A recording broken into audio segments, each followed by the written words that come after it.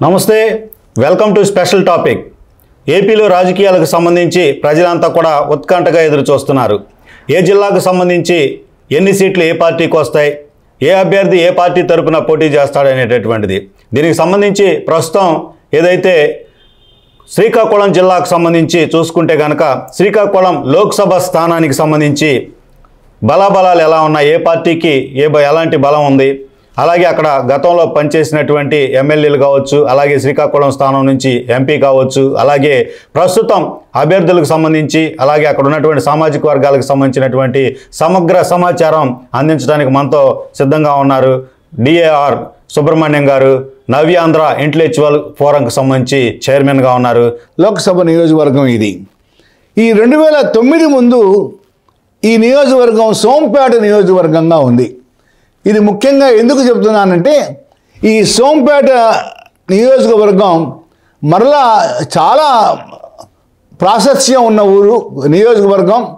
కారణం, గౌతు లచ్చన్న గారు ఈ సోంపేట నియోజకవర్గం నుంచే పోటీ చేసి గెలిచి ఉమ్మడి మద్రాసు రాష్ట్రంలో ఆయన మంత్రిగా ఉన్నారు. ఆంధ్రాలో కూడా ఆయన మంత్రిగా ఉన్నారు. ఈ సోంపేట నియోజకవర్గం గౌతు లచ్చన్న గారి కుటుంబంతో మమైకమైన నియోజకవర్గం సోంపేట. ఆ తర్వాత పలాస నియోజకవర్గం వచ్చిన తర్వాత కూడా గౌతు లచ్చన్న గారి కుమారుడు గౌతు శ్యామ్ సుందర్ శివాజీ, ఈయన కూడా 1983లో ఎన్టీ రామారావు గారు తెలుగుదేశం పార్టీ పెట్టినప్పుడు ఆయన పిలుపు మేరకు రాజకీయాల్లోకి వచ్చారు. ఆయన కూడా తండ్రి గారు లాగానే చాలా మంచి పేరు తెచ్చుకున్న శాసనసభ్యులు. 2009లో అంటే ఆ ఎన్నికల్లోనే ఈ నియోజకవర్గం ఫామ్ అయింది. కాంగ్రెస్ పార్టీకి సంబంధించిన జట్టు రంగనాయకులు 6,814 ఓట్ల మెజారిటీతో గెలిచారు. ఆ 2009లో టీడీపీ తరఫున పోటీ చేసిన శ్యామ్ సుందర్ శివాజీ ఓడిపోయారు. అంటే లచ్చన్న గారి అబ్బాయి ఓడిపోయారు. కారణం, ఇక్కడ ప్రజారాజ్యం పార్టీకి 2009లో 22,000 ఓట్లు వచ్చినాయి. అంటే 18.8%, ఆల్మోస్ట్ 19% ఓట్లు వచ్చినాయి. బహుశా ఆ ఓట్లు చీలిక వలన టీడీపీ శ్యామ్ సుందర్ శివాజీ గారు ఇక్కడ ఓడిపోయారు. 2014లో టీడీపీ తరఫునే మళ్ళీ శ్యామ్ సుందర్ శివాజీ గారు 17,500 ఓట్ల మెజారిటీతోటి గెలిచారు. 2019 వచ్చేటప్పటికి వైసీపీ నుంచి డాక్టర్ సిదిరి అప్పలరాజు గారు పోటీ చేసి 16,000 ఓట్ల మెజారిటీతో గెలిచారు ఆయన. 2019 ఎన్నికలకి లచ్చన్న గారి మనవరాలు శ్యామ్ సుందర్ శివాజీ కుమార్తె గౌతు శిరీష్ గారు పోటీ చేశారు ఇక్కడ. ఈవిడి మీద 16,000 ఓట్ల మెజారిటీతోటి సిదిరి అప్పలరాజు గారు గెలిచి ఆయన మంత్రిగా కూడా చేశారు. జగన్మోహన్ రెడ్డి గారి క్యాబినెట్లో ఆయన మంత్రిగా కూడా చేశారు.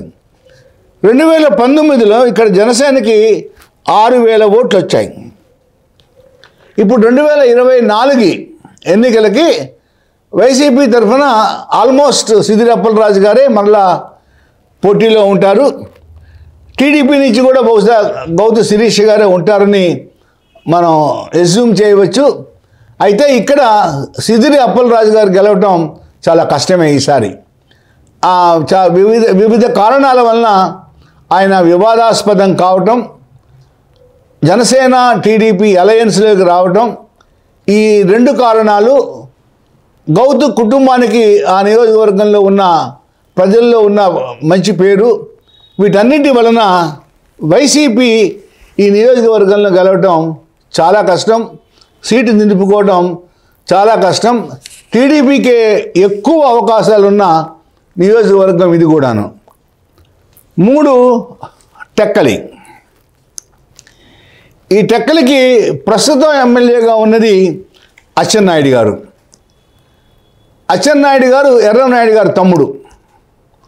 2 ఆంధ్రప్రదేశ్ తెలుగుదేశం పార్టీకి అధ్యక్షులుగా కూడా ఉన్నారు ఎర్రనాయుడు గారు. ఈ టెక్కలి నియోజకవర్గానికి మరొక ప్రాశస్త్యం కూడా ఉంది. అదేమిటంటే 1994 ఎన్నికల్లో ఎన్టీ రామారావు గారు ఇక్కడి నుంచి గెలిచారు. ఆయన 2 చోట్ల కంటెస్ట్ చేశారు. 2 చోట్ల గెలిచారు. ఒకటి హిందూపురం, 2 టెక్కలి. అయితే టెక్కలికి రాజీనామా చేసి హిందూపురం ఆయన ఉంచుకున్నారు. అలాగా ఈ టెక్కలి నియోజకవర్గానికి ఈ ప్రాసెస్ కూడా ఉన్నది. ఒకటి అచ్చెన్నాయుడు గారు రిప్రజెంట్ చేయటం, 2 ఇక్కడి నుంచి ఎన్టీ రామారావు గారు గెలవటం. ఈ నియోజకవర్గంలో 2,22,000 ఓట్లు ఉన్నాయి. నందిగాం, టెక్కలి, సంతబొమ్మాళి, కోటబొమ్మాళి ఈ 4 మండలాలు ఈ టెక్కలి నియోజకవర్గంలో ఉన్నాయి. ఇక్కడ టీడీపీ వచ్చిన తర్వాత 11 ఎన్నికలు జరిగాయి. అందులో 2 బై ఎలక్షన్స్, 9 సాధారణ ఎన్నికలు. ఈ 11 ఎన్నికల్లో టీడీపీ 8 సార్లు గెలిచింది ఇక్కడ. అంటే టీడీపీకి చాలా అనువైన నియోజకవర్గం. ఒక విధంగా చెప్పాలంటే కంచుకోట లాంటి నియోజకవర్గం ఇది. కాంగ్రెస్ కేవలం 3 సార్లు మాత్రమే గెలిచింది. ఆ 3 సార్లలో ఒకటి ఉప ఎన్నిక. ఆ ఉప ఎన్నికలో కొర్ల రేవతిపతి గారు చనిపోవడం వల్ల వచ్చిన ఎన్నికది. ఆయన భార్య కొర్ల భారతి గారు అక్కడ గెలిచారు. అంటే ఈ ఉప ఎన్నికతో కూడా కలుపుకుంటే 3 సార్లు మాత్రమే కాంగ్రెస్ గెలిచింది. ఈ నియోజకవర్గం కూడా ఇంతవరకు వైసీపీ బూనికోట్ల. 2014లో టీడీపీ నుంచి పోటీ చేసిన అచ్చెన్నాయుడు గారు ఇక్కడ 51% ఓటు సంపాదించారు. 51% ఓట్లు. అయితే ఈ 51% అని చెప్పుకున్నా కూడా వచ్చిన మెజారిటీ మాత్రం 8,367 మాత్రమే. అంటే 2014లో ఈయన మీద ఓడిపోయిన దువ్వాడ శ్రీనివాస్ గారికి కూడా 46% ఓట్లు వచ్చాయి. అంటే ఒక చాలా టైట్ ఫైట్ దువ్వాడ శ్రీనివాస్కి అచ్చెన్నాయుడు గారికి జరిగిందని చెప్పుకోవచ్చు. ఈ పోటీలో ఆయన 51% తోటి ఆయన గెలిచారు. తర్వాత దువ్వాడ శ్రీనివాస్ గారు ఎమ్మెల్సీ కూడా అయ్యారు అనుకోండి. 2019 ఎన్నికల్లో మరలా అచ్చెన్నాయుడు గారు అక్కడ 51% తోటి గెలిచారు. ఈసారి కూడా ఆయనకి 8,545 ఓట్లు మాత్రమే మెజారిటీ వచ్చింది. వైసీపీ తరఫున పేరాడ తిలక్, ఈయనకు కూడా 46% ఓట్లు వచ్చినాయి. జనసేనకి చాలా తక్కువగా 2,800 ఓట్లు మాత్రమే వచ్చాయి. అంటే ఇక్కడ కూడా టీడీపీకి వైసీపీకి straight fight and keen fight. ఇది టెక్కలి నియోజకవర్గం.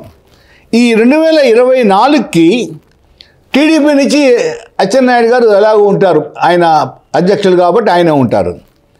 వైసీపీ నుంచి దువ్వాడ శ్రీనివాస్ గారిని నామినేట్ చేశారు. ఈయన ప్రజెంట్ ఎమ్మెల్సీ. ఈయన 2019లో రామ్మోహన్ నాయుడు మీద వైసీపీ తరఫున పోటీ చేసి ఓడిపోయారు. ఆయన్ని మరలా అక్కడి నుంచి ఫీల్డ్ చేయకుండా పేరాడ తిలక్ గారిని వైసీపీ లోక్సభకి ఫీల్డ్ చేస్తుంది 2024కి. ఈ దువ్వాడ శ్రీనివాస్ గారు ఈ నియోజకవర్గంలో 1-2 సార్లు ఈ అచ్చెన్నాయుడు గారి కుటుంబంతో టైట్ ఫైట్లో కీన్ ఫైట్లో ఉన్నారు. ఆయన ఇప్పుడు టెక్కలి నుంచి పోటీ చేయబోతున్నారు.